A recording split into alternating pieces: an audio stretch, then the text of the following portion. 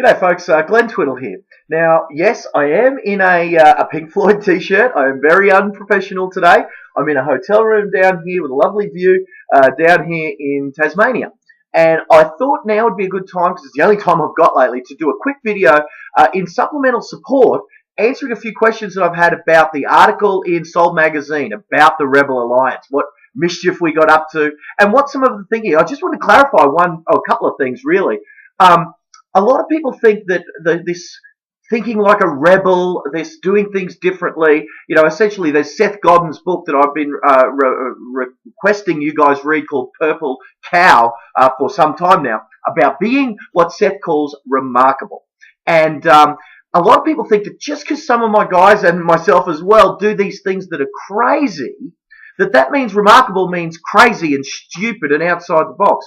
What this means is just because, that kind of works with my personality style. It certainly works with one of the speakers at the Rebel Alliance, Chris Gilmore. Certainly being cheeky and outrageous and a bit nuts works with his personality style. But Seth doesn't mean remarkable by just being crazy. What he means is the very literal term of the word remarkable, meaning should be remarked upon, So, like for example, if a telecommunications company, a phone company, or a bank just did what they said, did so at a reasonable, we'll mainly talk about telecommunications, if they just did what they said, did so with a reasonable degree of customer service, and gave us even what we expected and paid for, then we would talk about them all the time, So that in and of itself, without being crazy, would be remarkable.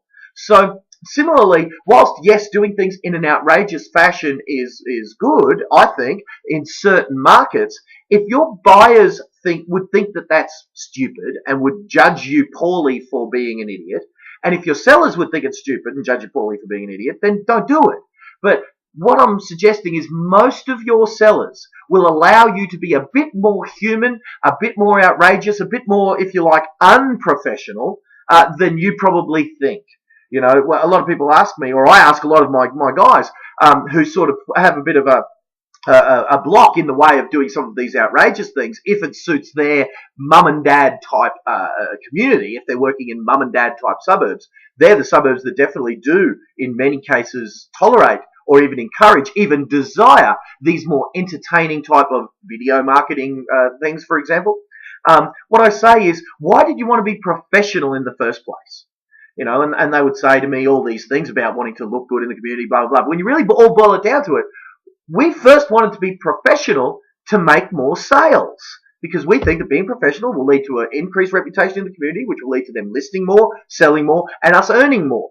And if that's, if the answer to that question, if I ask then, how's that professional thing working for you? If you're only carrying 2 or 3 listings, hence that professionalism, that ain't working too much. So maybe let's try something else. Maybe let's try you being a human being that can actually connect with your target audience and target demographic, so that you're seen, at least seen. The enemy of most real estate agents isn't their professionalism or lack thereof.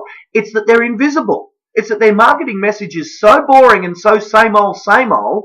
One of my other colleagues at the Rebel Alliance called it a sea of sameness. The enemy to most real estate agents is that they're invisible. It's that their clutter in the lives of their target clientele is so vast, depending on whose stat you read, 3,000 to 30,000 marketing messages a day is what hit our eyes and our ears. So how do we stand out amongst that clutter? Well, we can't do it with a little flyer that says, I'm in your street next week, would you like a free appraisal? Because everyone's sending that. That's not outrageous enough to cut through that sea of sameness. So I think I'm going to do some more articles along these lines. I'm going to do an article on video coming up soon. That's one way for you to stand out, using video in your marketing. Again, potentially that's going to be in the next issue of Soul magazine, so I look forward to that. And maybe an article on some other ways for you to stand out in your community. But that is the summation of that Rebel Alliance. There's a few tips, of course, in Soul magazine of some of the things we discussed. So I look forward to hearing any questions from you on this rebellious thinking. You guys know where to find me, so Google me. I'm not difficult to find if you've got any questions further. So I'm Glenn Twiddle, signing off from lovely Tasmania, here in the hotel room, getting some work done today. Hope you guys are doing well. List, sell more, list more, sell more. Bye for now. Thanks.